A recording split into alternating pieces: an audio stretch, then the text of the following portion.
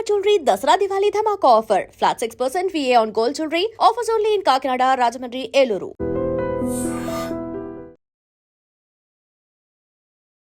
Welcome to I dream. నేను మీ సంగీత. సిద్దిపేట జిల్లా దుబ్బాక మార్కెట్లో ఒక సంఘటన చోటు చేసుకుంది. అదేంటంటే దొంగ నోట్లు చలామణి చేశారు. ఒక ఇద్దరు వ్యక్తులు, అబ్బాయిలు ఇద్దరు కూడా మార్కెట్కి రావడం జరిగింది. కూరగాయలు కొంటూ ఉన్నారు. అంటే మామూలుగా మనం ఏదైనా కూరగాయల కోసం చెప్తూ ఉంటే ఏం చేస్తాం, అరే ఇంతనా అంతనా కొంచెం తగ్గించండి అని చెప్పేసి బార్గెన్ చేస్తూ ఉంటాం. కానీ వాళ్ళు ఏం చెయ్యకుండా ఇది ఇంత అంటే సరే అని తీసేసుకోండి అని చెప్పేసి వాళ్ళకు 200 రూపాయల నోట్లు, అలా 200 రూపాయలు వాళ్ళ దగ్గర మొత్తం అన్ని 200 రూపీస్ నోట్స్ మాత్రమే ఉండడం జరిగింది. అయితే ఉన్న తర్వాత అక్కడ ఒక వ్యక్తి దగ్గర కూరగాయలు తీసుకున్న తర్వాత ఆ వ్యక్తి చిల్లర కావాలి అంటూ ఇంకొక పక్కన వ్యక్తికి ఇవ్వడం జరిగింది. ఆ నోట్ని ఇచ్చిన తర్వాత అతను ఆ నోట్ చూసి ఇదేంటి నాకు ఇచ్చిన నోటు నీకు ఇచ్చిన నోటు మీద సేమ్ నెంబర్లు ఉన్నాయి అని చెప్పేసి వాళ్ళు చూశారు. అంటే మామూలుగా 200 రూపీస్ నోట్ మనం చూద్దాం. ఇప్పుడు 200 రూపీస్ నోట్ దగ్గర మనము ఇది తీసేసుకుంటే ఇక్కడ నెంబర్ చూసారా, ఇక్కడ ఒక నెంబర్ ఉంటుంది. ఆ నెంబరు ఒక్కొక్క నోటు మీద ఒక్కొక్క రకంగా ఉంటుంది. ఇక్కడ ఒక నెంబర్ ఉంది కదా. కానీ వాళ్ళు ఏం చేశారంటే ఇదే ఒక్క నోటుని దాదాపుగా 1 లక్ష నుంచి 2 లక్షల వరకు కూడా మరి ఎలా ముద్రించుకున్నారో మనకు తెలియదు. కానీ అలా తీసుకొని ఇలాంటి నోట్స్ 200 రూపాయల నోట్లను మాత్రమే మార్కెట్లో మొత్తం ఎక్కడ పడితే అక్కడ రద్దీ ప్లేసెస్ ఎక్కడైతే ఉంటాయో అక్కడ ఇవ్వడం అనేది జరుగుతూ వచ్చింది. ఆ చిల్లర కోసం అనే వ్యక్తి ఎప్పుడైతే చెప్పాడో అప్పుడు చెప్పిన వెంటనే ఇమీడియట్గా ఇది ఎవరు ఇచ్చారు అంటే ఆ వ్యక్తి ఇచ్చాడు. అరే నాకు కూడా ఆ వ్యక్తి ఇచ్చాడని చెప్పేసి అందరూ ఒకసారి ఇంకా వాళ్ళది ఒక యూనిటీ ఉంటుంది మనకు తెలిసిందే కూరగాయల దగ్గర. వాళ్ళు ఏం చేశారంటే అరే నీ దగ్గర వాళ్ళు ఏమైనా కూరగాయలు తీసుకున్నారా అని చెప్పేసి అందరు నోట్లు తీసుకొచ్చేసరికి మొత్తం వరుస పెట్టి ఒకటే నెంబర్ ఉంది.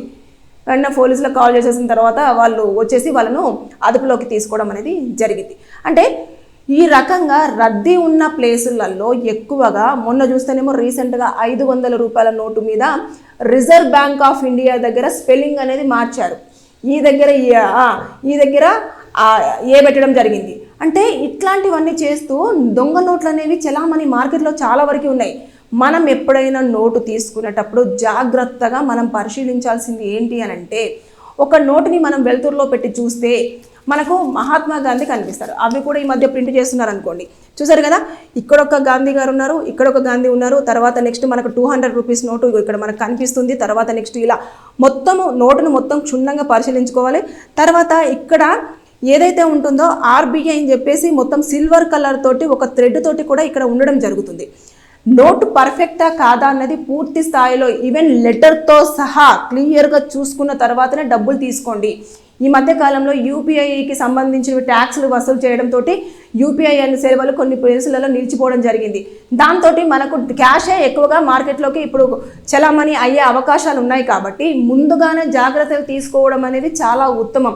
చూసారు కదా కూరగాయల మార్కెట్లో, అంటే కూరగాయల మార్కెట్ అయితే ఏంటి, పెద్ద పెద్ద మాల్స్ అయితే ఏంటి, దాంతోపాటు ఇంకా కొంచెము టీ షాప్స్ దగ్గర అయితే ఏంటి, రద్దీ ఎక్కడైతే ఎక్కువ ఉంటుందో అక్కడే దొంగ నోటు చలామణి అవుతుంది. ఎందుకంటే పట్టించుకోరు, వాళ్ళు హడావుడి బిజినెస్ హడావుల్లో ఉంటారు. ఉన్నప్పుడు ఏం చేస్తారు, నేను ఇలా నోట్ తీసి ఇవ్వగానే టక్మని తీసేసుకొని ఇలా వేసి మిగిలిన చిల్లర ఇవ్వడం అనేది జరుగుతుంది. అది కామన్గా మనం చూస్తూ ఉంటాం. అంటే అప్పుడున్న వాళ్ళ బిజినెస్ టైమింగ్స్లోనే వాళ్ళు అటాక్ చేస్తారు అన్నట్టు. చేసేసి ఇంకా అక్కడ ఉన్న వాళ్ళకి డౌట్ రాకుండా వెంటనే ఇమీడియట్గా తీసేసుకొని విత్ ఇన్ సెకండ్స్లో అక్కడ నుంచి మాయమైపోతారు. అంటే వెళ్ళిపోతారు, అక్కడ కూడా కనిపించారు. ఆ వ్యక్తులు ఎక్కడి నుంచి వచ్చారు, ఎప్పుడు ఇచ్చారు నోటు ఏంటి ఏమీ తెలియదు.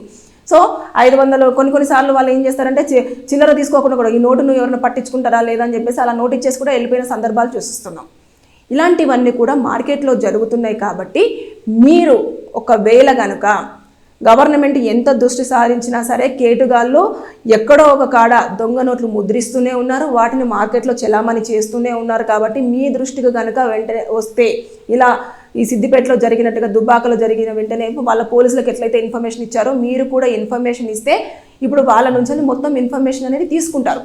ఎక్కడి నుంచి ప్రింట్ అయ్యాయి, ఎవరు ఇచ్చారు, ఎప్పటి నుంచి ఇది వీళ్ళు రన్ చేస్తున్నారు, ఎక్కడెక్కడ ఇచ్చారు, ఎవరెవరికి ఇచ్చారు, ప్రతిదీ ఇంకా మొత్తం వాళ్ళ దగ్గర నుంచి ఇన్ఫర్మేషన్ అంతా తీసేసుకొని అప్పుడు వాళ్ళకు పూర్తి ఇన్ఫర్మేషన్ వచ్చిన తర్వాత అప్పుడు ఇమీడియట్గా వాళ్ళు పోలీసులు ఎలా ఉంటారు అని అంటే చాలా నీట్గా ఇన్ఫర్మేషన్ అంతా తీసుకుంటారు. ఇప్పుడు అతను ఈరోజైనా లేదంటే సంవత్సరం నుంచి చేస్తున్నారా, 2 సంవత్సరాల నుంచి చేస్తున్నారా, వాళ్ళ దగ్గర ఓన్లీ 1,00,000 రూపాయల వరకే ప్రింట్ అయ్యి ఉన్నాయా, లేకపోతే ఇంకెక్కువ ప్రింట్ అయ్యి ఉన్నాయా, వాళ్ళకి వచ్చిన పేపర్ ఎక్కడి నుంచి వస్తుంది, వాళ్ళకి ఆ కలర్ ఎక్కడి నుంచి వస్తుంది, వాళ్ళకి ఆ థ్రెడ్ ఎక్కడి నుంచి వస్తుంది, ఈ ప్రతిదీ ఎంక్వైరీ చేస్తారు అన్నట్టు. చేసి ఎవరెవరైతే ఇందులో ఇన్వాల్వ్ అయి ఉన్నారో వారందరినీ కూడా వాళ్ళు తీసుకురావడము, వాళ్ళపైన కేసులు పెట్టడము, కోర్టులో ప్రొడ్యూస్ చేయడము, శిక్ష అనేది పడుతుంది. అది సెకండరీ. కానీ ముందుగా అయితే మన జాగ్రత్తలో మనం ఉండాలి కదా. నోట్లు అనేవి ఇలా మార్కెట్లో చెలామణి అవుతున్నప్పుడు మనం తీసుకోవాల్సింది ఏంటి, నోట్ను క్షుణ్ణంగా పరిశీలించాలి. ఇంచిన తర్వాత నెంబరు ఖచ్చితంగా ఉందా లేదా, లేదంటే బ్రదర్ ఈ నోట్లు నాకు తెలియట్లేదు వేరేది ఇచ్చేసేయి అని చెప్పేసి ఇంకోటి చూసిన తర్వాత అదే నెంబర్ ఇంకొక దాని మీద ఉంది అంటే దొంగ నోట్ అని చెప్పేసి గుర్తుపట్టండి. ఒకవేళ అయితే లేదు, కొన్నిసార్లు ఏమవుతుంది అంటే అన్నీ పర్ఫెక్ట్గానే ఉంటాయి కానీ లెటర్స్ ఇంగ్లీష్లో ఉండే రిజర్వ్ బ్యాంక్ ఆఫ్ ఇండియాలో ఒక లెటర్ ఏదో ఒకటి మారుస్తారు. అదన్నా అబ్జర్వ్ చేయండి. ఇలా చేసిన తర్వాత మీకు కన్ఫామ్గా నోటు ఓకే అనుకుంటేనే తీసుకోండి, లేదు అనుకుంటే యూపీఐ పేమెంట్ చేపించేసుకోండి. అంతేగాని మీరు అనవసరంగా దొంగ నోట్లు తీసుకున్న తర్వాత మీ దగ్గర నుంచి ఇంకొక దగ్గరికి వెళ్తే ఎవరు ఇచ్చారు అని అంటే అప్పుడు మీరే మళ్ళీ సంజాయిషి చెప్పాలి, ఆ కోర్టు చుట్టూ తిరగాలి, లేదు అంటే పోలీసులు అడిగిన దానికి ప్రతి దానికి ఇన్ఫర్మేషన్ ఇవ్వాలి. ఇలాంటివన్నీ ఉంటాయి కాబట్టి తస్మాత్ జాగ్రత్త. మార్కెట్లో మోసగాళ్ళు చాలామంది తిరుగుతున్నారు. వారు ఏ విధంగా వాళ్ళు ఇన్వాల్వ్ అవ్వడం కాదు, మనల్ని కూడా ఇన్వాల్వ్ చేయడం అనేది మనం చూస్తూ ఉన్నాం. కాబట్టి దయచేసి మీరు ఎప్పటికప్పుడు కొత్తగా నేరాలు మార్కెట్లోకి ఏమొస్తున్నాయి, మనం ఎలాంటి జాగ్రత్తలు తీసుకోవాలి అనే దానిపైన ఖచ్చితంగా మీరు అవగాహన పెంచుకుంటే మనము అన్ని రకాలుగా సేఫ్ జోన్లో ఉండడం అనేది జరుగుతుంది.